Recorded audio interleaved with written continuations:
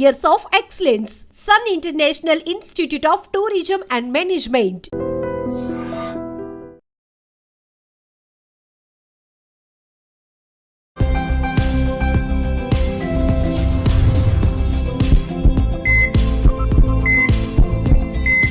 నమస్తే, welcome to healthy conversations with IT media. నేను మీ Jhansi. So ఈరోజు మనం ఆంజనేయ రాజు గారితో ఉన్నాము, ట్రెడిషనల్ హీలర్ ఇంకా హెర్బలిస్ట్. సో ఈరోజు చాలామందికి చిన్న ఏజ్లోనే పైల్స్ ప్రాబ్లం అనేది ఉంటుంది.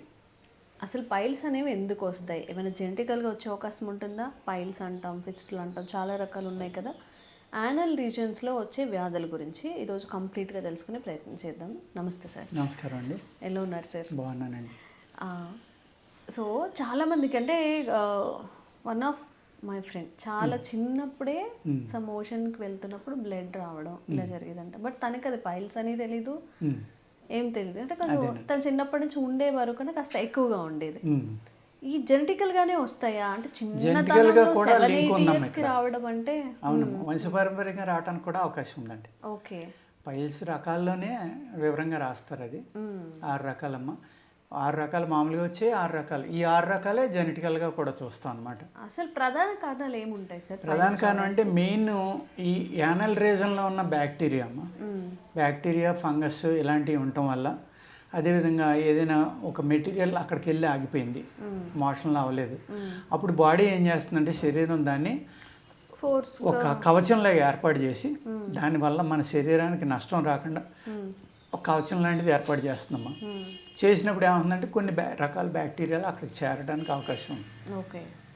దానివల్ల అది గడ్డ కింద రావడం 2, 3, కొంతమందికి ఏమో లావుగా గుండ్రంగా ఉంటాయమ్మా, కొందరికేమో సన్నగా సూది మనల్లే ఉంటాయి. అనేక రకాలన్నమాట ఇందులో. మళ్ళీ వీటిలో వంశపారంపర్యం, ఇందులోనే బ్లీడింగు, ఇందులో పెయిన్ బ్లీడింగ్ లేకుండా మోషన్ అవ్వకుండా అడ్డుపడే పైల్స్. దీనివల్ల ఈ ఏదైతే మనం రెక్టమ్ ఉందో అది బయటికి కూడా వచ్చేస్తుందమ్మా కొంతమందికి. ఎందుకంటే వీళ్ళు ఆ పైల్స్ అనేవి 2-3 ఉండేసరికి ఏమవుతుందంటే మోషన్ బయటికి రాకుండా అడ్డం వస్తూ ఉంటాయి. అడ్డం వచ్చినప్పుడు ఏమవుతుంది, వీళ్ళు బలవంతాన్ని వెళ్ళడం వల్ల అది లేట్గా అవడం వల్ల గట్టి పడిపోయి ఈ రప్చర్ అవుతుందమ్మా. వాటికి రప్చర్ అవడం వల్ల బ్లీడింగ్ స్టార్ట్ అవుతుంది. అలాగే ఇప్పుడు పైల్స్లో అందరూ అనుకుంటారు ఏంటంటే పైల్స్ అంటే వేడి పదార్థాలు తింటేనే పైల్స్ వస్తాయని అనుకుంటారు. కాదండి, వాతం వల్ల కూడా వస్తాయని. చాలామందికి వాతం వల్ల వచ్చి పైల్సే ఎక్కువ.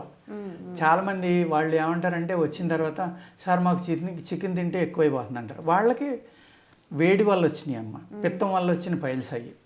కొంతమంది అబ్జర్వ్ చేయకుండా అందరూ ఏం చేస్తారంటే ఆనపకాయ, దోసకాయ, పెసరపప్పు ఇలాంటి చాలా చేసి బీరకాయ ఎక్కువ తినేస్తుంటారు. వాళ్ళకి ఎక్కువైపోతూ ఉంది. తినకూడదు, అవి తినకూడదు. అవి వాతం వల్ల వచ్చినాయి. అయితే నేను అడుగుతాను వచ్చినప్పుడు, ఏమంటే మీకు ఆనపకాయ తింటే పెరుగుతుందా, ఎక్కువ అవుతుందా, లేకపోతే ఏం తింటున్నారు అంటే మేము చలవ చేస్తుంది మంచిదని అయ్యే తినేస్తున్నాం అని అంటారు. మరి అవి తింటే మొదలు పెట్టాక పెరిగిందా లేదా అంటే పెరిగిందండి. నొప్పి పెరిగిందా అంటే పెరిగింది. మరి ఎందుకు తింటున్నారు అంటే దానివల్ల అనుకోవట్లేదు. అలాగా మన శరీర తత్వాన్ని బట్టి కూడా ఉంటుందండి. అలాగే ఈ ఫిస్టులా అనేది పైల్స్ అసలు సంబంధం లేదండి. ఫిస్టులా అనేది ఏమవుతుందంటే మీ యానస్ నుంచి ఒక 3-4 inches డయామీటర్లో ఒక డెడ్ నర్వ్ ఉంటుందండి పుట్టినప్పుడే. అది ఒక కాజ్ అనమాట. అలా కాకుండా తర్వాత ఒక నరం డెడ్ అయిపోవడం వల్ల కూడా రావచ్చమ్మ.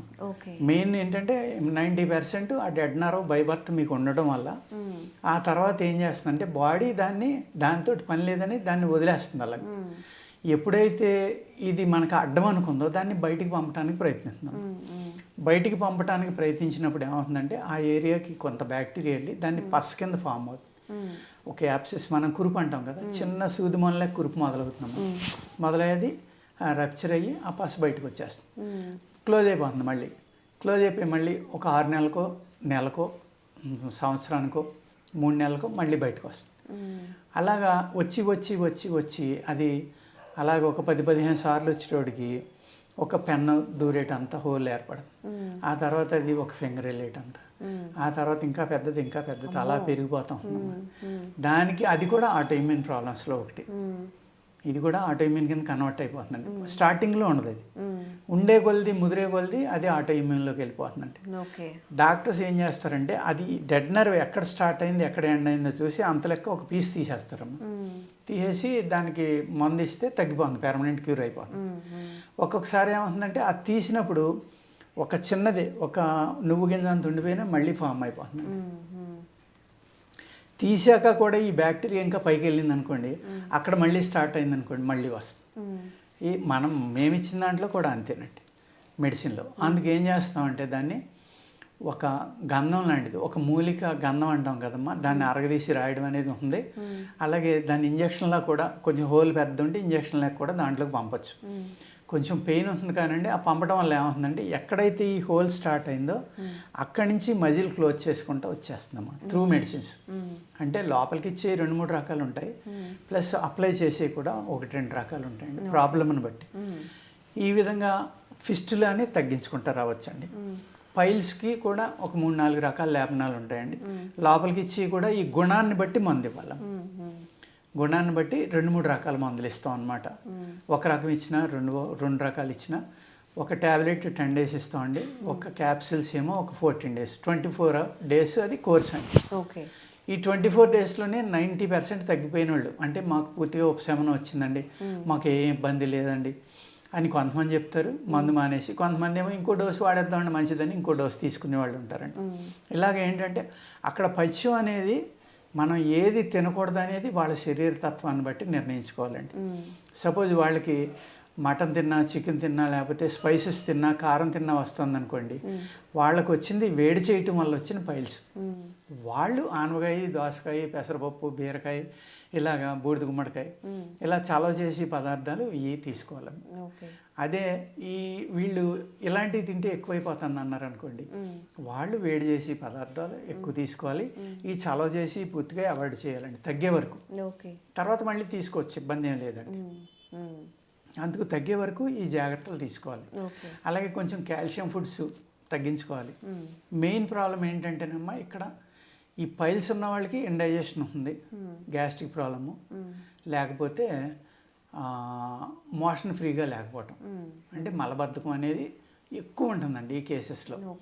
అదేవిధంగా గ్యాస్ ప్రాబ్లం కూడా చాలా ఎక్కువ ఉంటుంది. ఈ 2 వాటి వల్ల కూడా పైల్స్ ఏర్పడతాయి.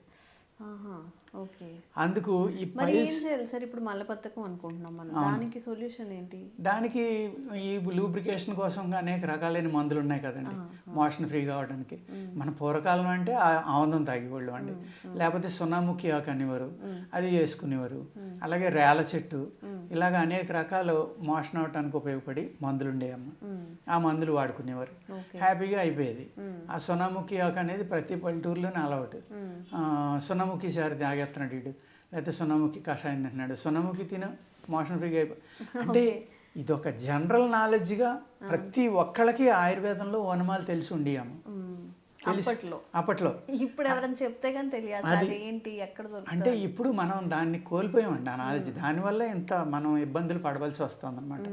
వాళ్ళు సింపుల్గా చెప్పేసేవారు, మలబద్ధకం ఉందంటే వారానికి 1 రోజు ఆమె తాగొచ్చు కదరా, నెలకోసారి ఒక వారం 10 రోజులు సున్నముఖి ఆకు తీసుకో, లేకపోతే ఏ ఆసనాలు వేయి, వ్యాయామం చెయ్యి, రన్నింగ్ చెయ్యి, చేస్తే అయిపోతుంది ఫ్రీగా, నీళ్ళు ఎక్కువ తాగు, ఇలా చెప్పేసేవారు అంతే సింపుల్గా.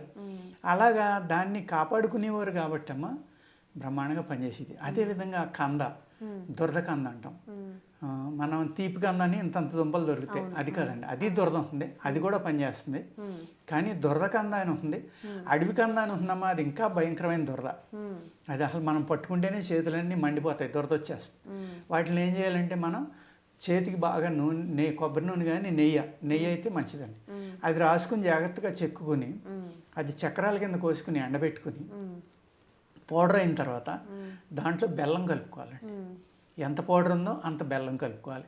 కలుపుకుని చిన్న బఠానీలాగా మాత్రలు చేసుకుని గొంతుకులోకి వేసుకుని జాగ్రత్తగా ఉదయం ఒక 5-6, సాయంత్రం ఒక 5-6 తీసుకుంటే ఈ పైల్స్ అన్నీ తగ్గిపోతాయి. అప్పట్లో ఈ కంద అనేది అందరూ తినేవారు, పెండలం, కంద, దురద కంద అవనండి, ఈ కంద అవనండి. తీపి కంద అనేది తర్వాత వచ్చింది, ఎక్కువ ఆ చిన్న కందే ఉండేదేమో. అది చక్కగా నెలకు 2-3 సార్లు తినేవారు. అలాంటి ఆహారం తిన్నప్పుడు ఈ పైల్స్ రావడానికి అవకాశం లేదండి. అసలు ఏదైతే ఈ కోలాన్ ఏరియాలో ఒక 1 feet 6 అంగుళాలు 8 అంగుళాలు ఉందో, ఈ దురదకాంద తింటే అవన్నీ కూడా బయటికి వెళ్ళిపోతాయమ్మా. అసలు నులిపురుగు కానీ పొట్టలో, లేకపోతే ఈ బ్యాక్టీరియా కానీ ఫంగస్ కానీ ఇవన్నీ కూడా బ్రహ్మాండంగా బయటకు వెళ్ళిపోతాయి. కానీ అల్సర్స్ ఉన్న వాళ్ళు తింటే మట్టుకు బాగా ఇబ్బంది, మండిపోవాలి. అటువంటి వాళ్ళు తినకూడదని. అలాగా ప్రతిదీ కూడా ఎవరు తినాలి, ఎవరు శరీరతత్వం బట్టి ఏది సూట్ అవుతుంది అంతే. నేను దొరకందన్నానని అది అల్సర్స్ ఉన్న వాళ్ళు తినేశారు అనుకోండి, ఇబ్బంది అవుతుంది. ఆ విధంగా అండి. ఇది ఎవరు తినాలి? గ్యాస్ ప్రాబ్లం ఉన్నవాళ్ళు, నులి పురుగులు ఉన్నవాళ్ళు, ఈ ఫంగల్లో బ్యాక్టీరియా ఇలాంటివి ఎక్కువ ఉండి, ఈ కొలైటిస్ ఏరియాలో ప్రాబ్లం ఉన్నవాళ్ళు ఇలాంటివి తీసుకుంటే చక్కగా తగ్గుతుందండి ఇది. అదేవిధంగా నీరుల్లిపాయ అండి, మనం కూరలో వేసుకుంటాం కదా ఉల్లిపాయ, దాన్ని నేతిలో వేపించుకుని వెన్నపూసలో కలుపుకుని రోజు ఈ మాత్రం తింటే తగ్గిపోతుందండి. అప్పుడు ఏమవుతుంది? లూబ్రికేషన్ ప్లస్ ఈ మోషన్ ఫ్రీగా అయిపోవడం. ఈ ఎవరికైతే ఇది బాగా క్రానిక్ అయిపోయి ఏజ్డ్ పీపుల్ ఉంటారు కదమ్మా, 70 ఏళ్ళు 80 ఏళ్ళు వాళ్ళు ఉంటారు, వాళ్ళకి మోషన్ ఫ్రీగా అవ్వదు, ప్లస్ పైల్స్ ఉంది. ఈ మోషన్ అవ్వట్లేదని ఒగ్గబెట్టినప్పుడు ఏమవుతుందంటే ఆ పైల్స్ బయటకు వచ్చేస్తాయి. వచ్చేసి మోషన్ ఫ్రీగా అయినా కూడా అవి లోపలికి వెళ్ళాము, పేగు కూడా జారుతుంది. రెక్టమ్ ప్రొలాప్స్ అంటాం మనం. ఆ పేగు కూడా 2-3 అంగుళాలు బయటకు వచ్చేసి ఉండిపోతూ ఉంటుంది.